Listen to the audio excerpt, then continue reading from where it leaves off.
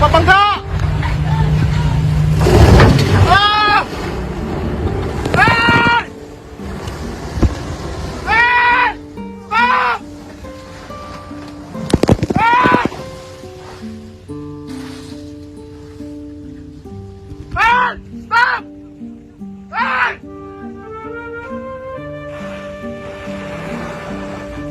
Ayan!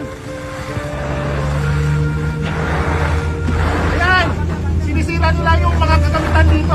Attention all crew.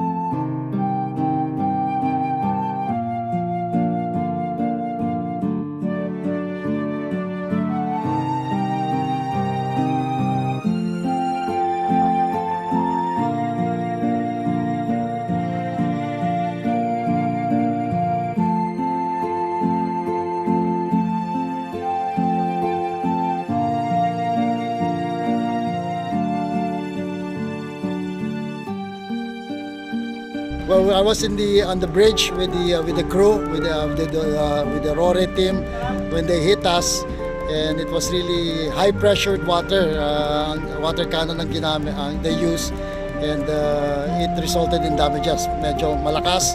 It shattered the windshields of the ship and caused some injuries to our personnel.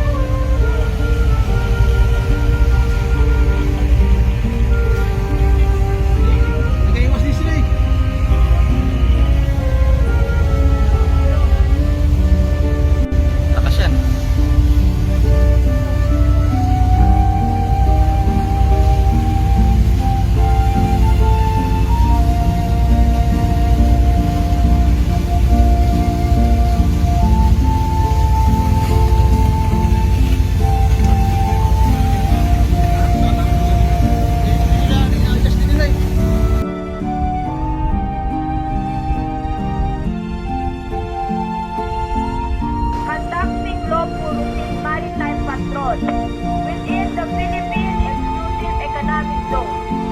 In accordance with international and Philippine national law, we are proceeding according to our plan zone. We hope you can cooperate with our team. Do not take inappropriate behaviors which will interfere with maritime security. Every time na magkakanda kami ng RORI mission, meaning Rotation Reprovision Mission, providing security sa Philippine Navy supply boats, every time nakakaranas kami ng ganyan. They will block us, no?